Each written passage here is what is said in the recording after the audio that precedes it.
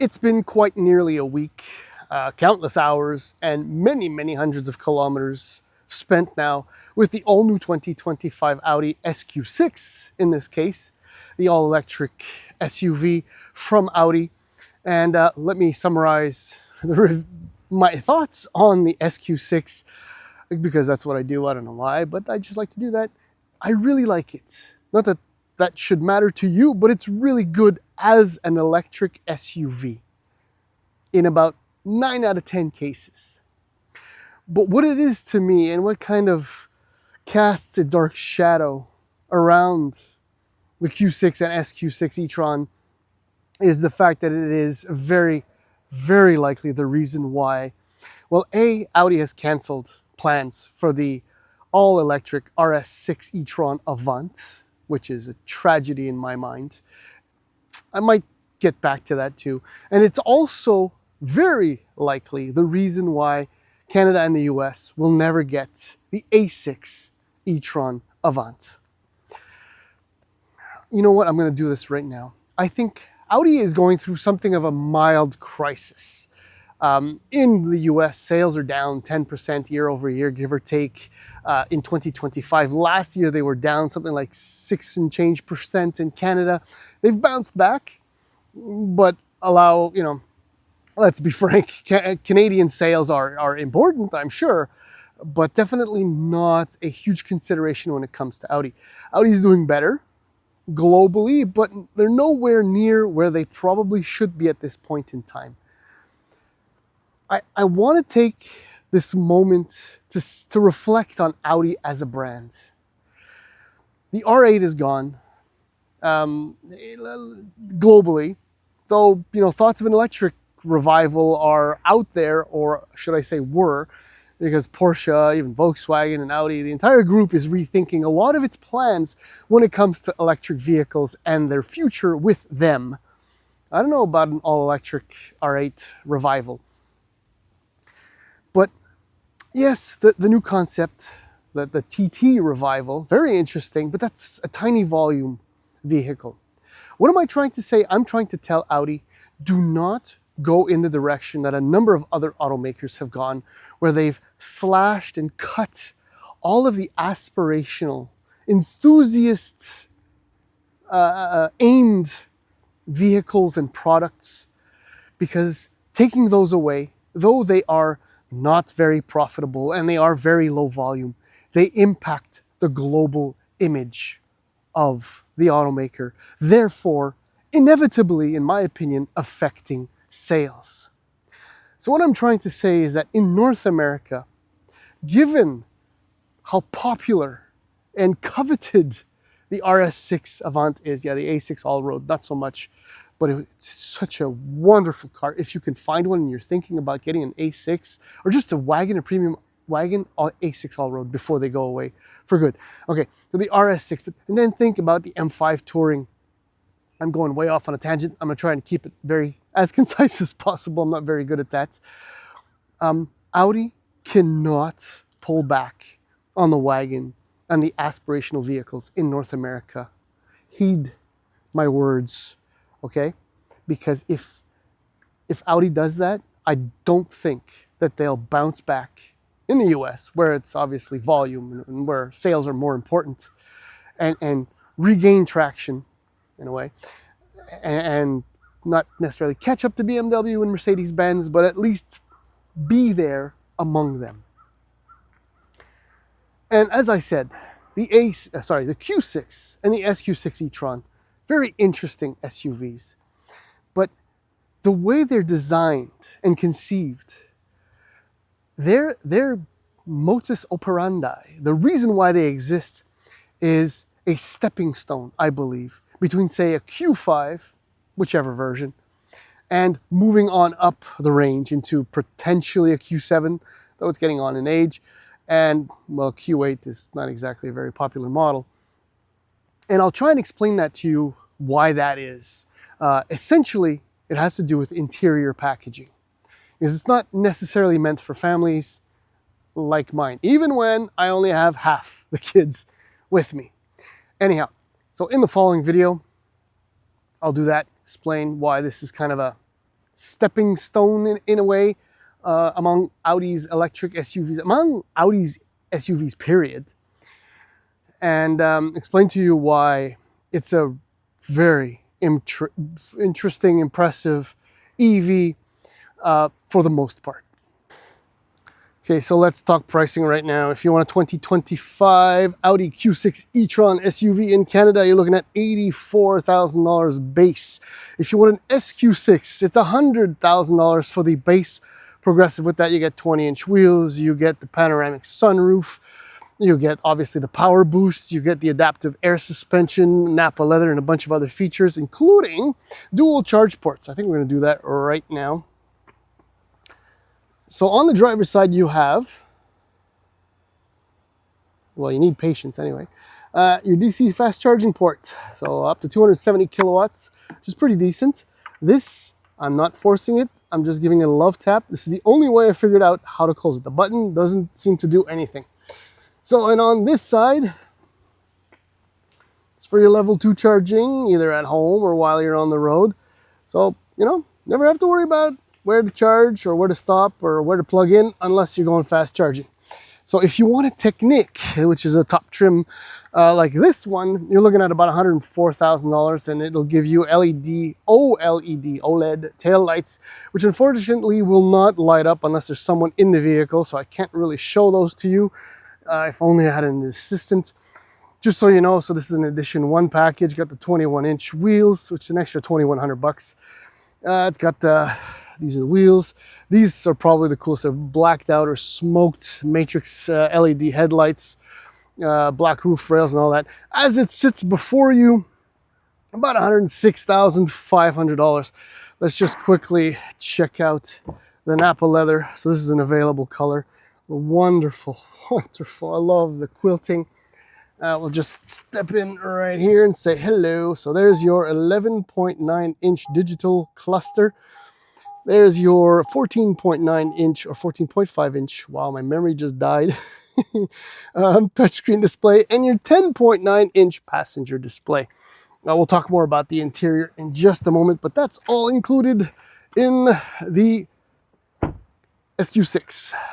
Visually, the Audi Q6 and SQ6 e-tron are a smash hit. I mean, that is probably what is going to hook most consumers into considering one of these.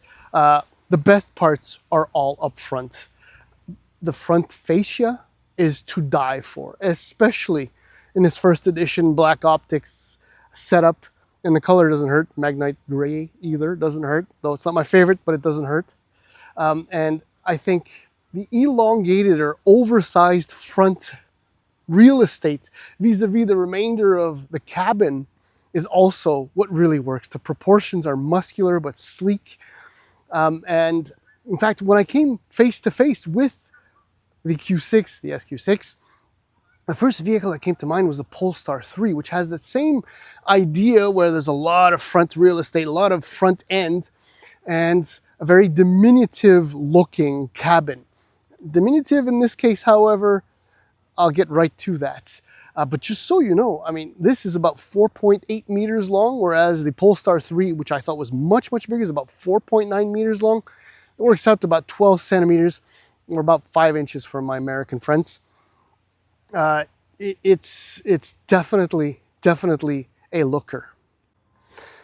All right, so we'll just touch kind of briefly on the interior. The compromises made by Audi for this vehicle and why I think it's kind of an intermediate or jump SUV. Trunk space, huge, 855 liters back here. It's enormous. You got the great openings here, so I think you could probably somehow manage 3 3/4 golf bags. You can easily put skis when you put the 40, 20, 40, I can math, section down. And there's even this fairly huge bin under the floor. I mean, as far as going on a road trip with, you know, your better half or whatnot, maybe one child, and I'll show you why, this is absolutely brilliant. But when it comes to backseat space and access, not so brilliant. I mean, this seating configuration for the front passengers is for very, very average size adults. So anything over 5 feet 10 inches on this side means that the seat back would roll back. And as you can see, there isn't much legroom back here. And it's actually quite tight. I mean, if you look, the highway, as I like to call it for another, in a number of other SUVs, it's quite narrow. And even in the opening is very narrow down here. And you can see where a lot of feet kind of rubbed up against the plastic. It's not necessarily a problem. But the kids that are back here are 9 years old and younger, and even they thought it was kind of snug. That's why this is a kind of an in-betweener SUV. Now, we're going to look at the dashboard this way because I think it's the best view. This is kind of like the latest iteration of the layout, and it is far, far nicer just overall than what you would get in at least internal combustion engine versions of, say, the Q7 or the A4 and all of that. It's far more fluid. I love the controls, though, you know, a few actual hard buttons would be nice, but, you know, you can't, beggars can't be choosers. It just looks much better, and the Audi steering wheels are always very nice. And I will say a word about the panel here on the door of the driver, where it controls, as you can see, door locks, the headlights, the mirrors, the seat settings, and the rear child lock. There's a lot of stuff going on here, and it makes the handle actually quite wide. It's actually difficult to open. And by the way, the door handle itself is more like a switch, so it just pulls out slightly and then it pops out. Not a bad thing, but I just wanted to point that out. Now, I just realized I didn't show you, but you have these LEDs at the base of, or at the base of the windshield on the inside, just above the dash, that kind of show you your turn signal displays on top of your regular display there. It's a neat touch. I guess it's a little bit of an overkill, I suppose. What I just realized that I forgot to do is that when I'm in the city, I go into B, which is max regen with the hold possibility. So coming to a full stop, which has turned out to be perfect. The paddle shifters I've not even bothered using.